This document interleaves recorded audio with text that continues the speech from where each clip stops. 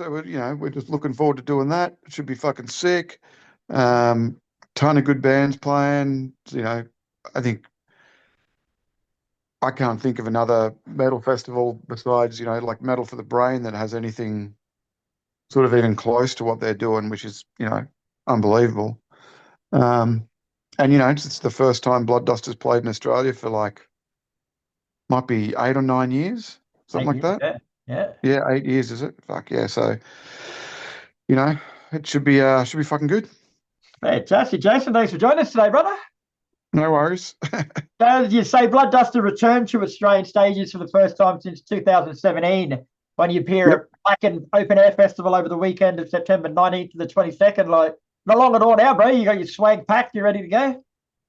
Uh, I have done absolutely zero preparation. Nice. I, they've told us they've organised shuttles to the thing, and we've got accommodation. So I'm just going to turn up with a bass, and hopefully everything comes out all right. Fingers crossed. Now, Yeah, yeah. you recently played a festival in the Czech Republic, but this is your Yep. first time back in front of home fans in almost a decade. Like, does that add to the nerves or is it excitement? Um, when we finished the band, we really kind of finished it because we felt like, once you're releasing records, once you're destroying records before they can even be released, you've kind of reached peak annoyability for everyone. So it's like we kind of did everything we had to do, and we were just kind of starting to do shows just for money, and it just felt totally dishonest considering what Blood Duster is. It's supposed to be a party and all those kinds of things, and a creative outlet. But we just sort of reached this point where we're like, fuck, we are not, we are, we've reached the peak of what we're going to do. And now we're kind of getting annoyed with having to do it. So we just killed it, Yeah, you good. know. Um, Now it's been, 8 years or whatever, and we just want to hang out with each other and have a party. And this is like a really fucking good excuse for us to do that, like all the heavy lifting is done. We don't have to fucking write anything. We don't have to go into a fucking release cycle. We don't have to worry about any of those kinds of things. We can just turn up, play some songs, and just have a ball. So that's kind of where our head's at with all that. Yeah, no. Now, organisers have been trying to get Blood Duster to Blacken for 10 years now. So why is now Yeah. the time to say yes, and why was Blacken the choice? Well, I mean, Black and were always asking. I mean, so, and up until now, we just haven't felt like we wanted to do it. But I think enough time has passed where we're all just in a different headspace, and it just feels kind of right to do a couple of these things. Like we've got had a bunch of offers for other festivals and you know all this kind of shit, but it's like unless it's something we want to do, we're just not going to do it, and we're in a really good position where we can just say, okay, we need this amount of money, and and we'll have this amount of fun. So it's Simple. perfect. You know, yeah, And then there's yeah, some good bands playing there. Like they cover an assortment of genres. You've got yourselves, there's Earthless, there's Gutterlax, Nicholas Cage Fighter, Alarum, Snake Mountain, Friends are on. List goes on, but who are you most looking forward to playing with and catching up with over the weekend? um, well, the Friends of Rom guys, like we kind of knew them years ago, but I haven't seen them for years. You know, I'm kind of looking forward to just chatting with Jay from Frenzal because he's doing like lots of recording and stuff Yeah. now. Like he's, doing heaps of that. So, I'd like to get a bit of that chat going. The Scan On guys going to be there. Um, they're always fucking fun to hang out with and stuff. So, yeah, like kind of everyone really. Like we played with Gutterlax at that festival in Czech, but they were kind of on during the day, so I only caught the end of their sets. I'm kind of, they're always a party. Be good to sort of meet those guys properly. Um, yeah, like just looking forward to having 3 days on the piss, to be honest. You know? Hey, you Yeah. might be surprised to hear this, mate, but I saw Jay not long ago and he hasn't put on any weight. Yeah, right. Fucking, it's amazing. Now, are you Like it's an eclectic lineup. Like it covers heaps of genres. So, are you a fan of those sort of lineups, or are you more old school and like the ones that have got a common thread sort of through them? No, I like it when there's, look, Bloodduster always used to get criticized by metalheads because we'd put on, like Legends of Motorsport or, um, like a Doom band or whatever, and it wasn't just a straight full-blown metal thing. I always love it when it's like that. I don't want to go to a gig that's got fucking six grindcore bands. Yeah, Or what fucking happens now is like every fucking gig's got 10 grindcore bands or it's just like, come on, let's just get three. yeah. You That's get enough, a headache if you you know? listen too much. Yeah, it's just like, come on, man, give me some fucking variation in between. Put on a fucking jazz quartet, then a grindcore band Anything. and a fucking and then a doom band or something. Keep me interested. I got a short attention span. Yeah, true, true, true. Yeah, Now, going back, bro, you formed Blood Dust in the early 1990s. So, what was the musical 91. like that gave birth to the band, and what was your early vision? Um, Back when we started, it was just like all the early earache stuff was coming out, like, you know, the Napalms, Terrorizer, Carcass. I felt like that stuff was like really cool and interesting, and, Punch and Stench, all these kinds of bands were doing like kind of cool stuff that was extreme, but they're all sort of different. We just wanted to do something, along those lines, but just put our own kind of spin on it, like music right now is a weird thing where it's like so genre based that they will just literally just take from that genre and not put their own bit in it, Yeah, which yeah, is like it's awkward. I find it awkward to listen to when someone sounds exactly like, Carcass. yeah. Or even more specifically, when bands go, we play like Carcass style metal, but only Carcass from, you know, Yeah, 96 to 97. It's so like, they're labeling the label. yeah, but Carcass have already done that. Like, like we've got that record. We don't need three more versions of it or three more bad versions. It's like, when Caius got big, there was like 10,000 Caius bands. Mm. It's like, but I've heard Caius. I'll like you a little bit by default, but you're not going to hook me in. You're not going to have me So coming back. yeah, but we just wanted to do something with sort of grindcore and and hard rock really, Yeah. and sort of mix those two together because no one had really. I mean, Punch and Stench had done it a little bit, but we really wanted to sort of dig into that a bit more. On that subject, mate, like because you were mixing genres with rock and metal and grindcore before it was cool to do it, but Yeah, were you after a specific sound then, or were you just experimenting? just experimenting really. Like the difference from Fisting the Dead to the Light and Nah record is pretty massive. Even just the grindcore style that we ended up playing. A lot of that comes from different members and all that, but you know, it's all just kind of song based. It's like if the song is good, then it's good. So, you know, we would jump between genres, but it always had to be a song. Yeah. Yeah, and I think that's kind of like it's a weird thing for some metal heads to latch onto because I find a lot of metalheads seem to be listening to the sound of the thing instead of the song within the sound of the thing, Yeah, if that yeah, makes sense. yeah. So, Or you know, playing their instruments and playing nothing. Play basically yeah, following nothing. yeah, yeah. It's I find that stuff really awkward. I've got the studio and stuff, and I have a lot of bands come through, but most of the bands that I'm recording want to sound like them, which is really fucking good. There's a Refreshing, yeah. lot of really good bands, or especially in the punk sort of stuff at the moment. There's a lot of really cool, interesting bands coming out. Yeah, nice. Now, I've waited years to talk to you about this, bro, but Okay, I want to talk about your cunt shirt. Like, how okay. fucking ballsy was the move when you guys decided to bring that out? Well, it's pretty fucking stupid. Originally, we printed up 20. When we did the Cunt record, it was, you know, our drummer just before we did that record, we had Ewan who was playing in a Bremelin and all that stuff. It was a period where Rizzo wasn't in the band. And basically he was just like, no, you can't do that. I don't want to be involved in that. Like it was a risky move, Hmm. And the Americans fucked it up with the relapse release, like having that different cover because it just takes all Yeah. the intention completely out of it. It was supposed to be just black with the word cunt written on it, and with no reference to anything. It was just, and the only reason I did it was I figured someone's going to do it at some point. It may as well be May as us. well be you. Yeah. And we printed 20 of those cunt shirts.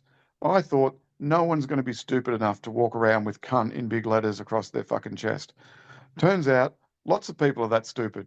And we sold fucking thousands of those fucking things. Right. So it's just, I don't know, people still wear them. Like I You, wouldn't wear one, you're but looking at one of whatever. those stupid people here, bro. Like, I'll tell you two cool stories about that. Like, I was living All in right. Cairns up until about 5 years ago. And in the Yeah. whole time I was there, I would have bought at least 10 of those cunt shirts. And every one of them got stolen by somebody, but I never saw anyone else in Cairns wearing one. Yeah, yeah, yeah. Yeah, I've heard of stories like there was one guy in Perth. He sent me the newspaper article where he was on a train and an undercover cop decided to make like an arrest, like not an undercover cop, an off-duty policeman decided to Yeah, make an arrest, and it went in front of the courts. I think he got like a $50 fine, and the judge told the cop, "You've got better things to do with your time good. than waste our time with this," and just Fuck. said to the guy, maybe save it for barbecues at home. You know. That defeats the Heaps purpose. of people I know have, had just weird experiences wearing a Yeah, t-shirt. It's like, it's just a fucking word, man. yes, Everyone get correct. over it. Not long before I Yeah. left Cairns, I was at a club there, and this chick's come up to me, and like I just had a normal shirt on, and she's gone, "You're the cunt." And I'm going, "What do you mean?" She's like, "You're the cunt guy." I've gone, "What do you mean?" She's gone, "Your shirt. Actually, 20 years ago," she said, "20 years ago, I saw you wearing that shirt." And I've come back for holidays, and she recognized me from 20 years Yeah. earlier on the shirt. Like, that's a fucking classic. Well, I got another story about that cunt shirt. Like, usually metal dudes, there'd be a couple of them wearing it, right? Mhm. And I had dropped a friend off at the airport, and I was going across it's like an air bridge to the car park, and I could see these dudes walking towards me and they had cunt shirts on, and I was just by myself. And in my head, I was like, they're probably going to recognize me. I'll probably have to say, hey, how you doing? This kind of shit. As we got closer, they didn't move out of the way and fully hip and shouldered me and just kept walking. I was like, oh, they didn't recognize me They're my and they just shirts. were assholes. And I'm like, so I just kind of walked off laughing, like, this is pretty fucking funny, you Oh, know? that's gold. So Oh, anyway, do you ever plan on doing another run, or is that it? No more ever? nah, I don't think we'll go down the merch road, Yeah. where Because that's I just still part haven't of the got whole one. I bought selling. 20 now, and I still haven't got one. Well, just let me know. I've got like a kept like one or two of everything we've ever done. So Oh, sweet. yeah, I'll shoot you a message after this, then, so I'll definitely grab yeah, one. yeah. Yeah. No worries. The Yeah. yeah, the whole merch thing. It's like we don't want to be a business. We just Yeah. want to be a party. Yeah. Fair You enough. know. Fair enough. Yeah. Right. So since pulling the pin on Blood Duster in 2017, you've also gone into the other side of music, with the recording, mixing, and mastering studio, Goat Sound. So tell us a Yep. bit more about that side of your life. So yeah, basically it's just yeah, when as Blood Duster were doing stuff, I started doing more and more of the recording myself, and then I just kind of really got into it and went, I'm just going to go for this. So I just started, accumulating gear, recording other bands, all that kind of stuff. Built it up to a point where I just have a studio space. I did have a space that had rehearsals and all that kind of shit, but I just didn't want to deal with any of that kind of stuff. So I just wanted to record, mix, and master. So now this had a couple studios since then, but now I'm set up at the Jam Hut Rehearsal Studios, which is where Blood Duster originally rehearsed, like, fuck, 28, 29 years ago. We Oh, used to rehearse there when we started.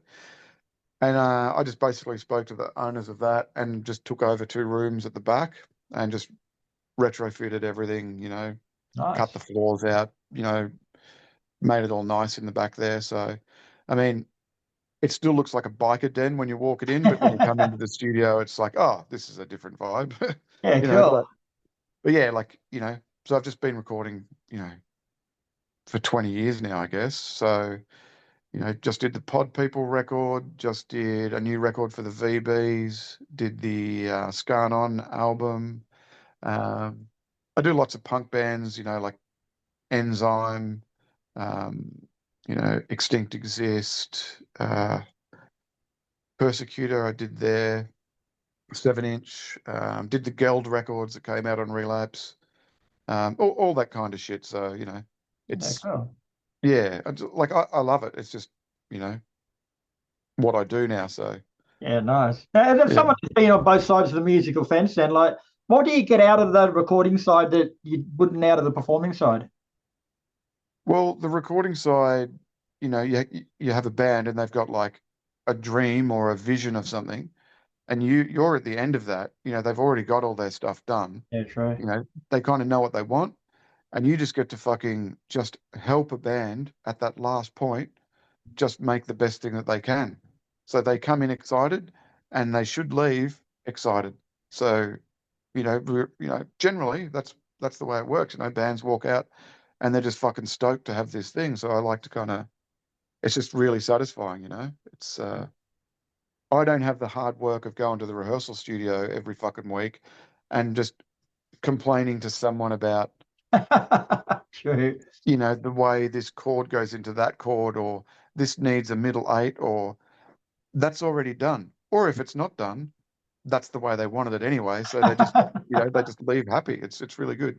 Nice. And what's the best place for people to sort of look up? Go down or Just goatsound.com. I've got a website with all the gear and, a selected kind of discography. I kind of had to cut it down because it looked pretty fucking ridiculous. So, you know, um, yeah, it's all there. If anyone wants to make a record, I do have to say that I am at the point where I don't think I'm ever going to do a click track death metal record again.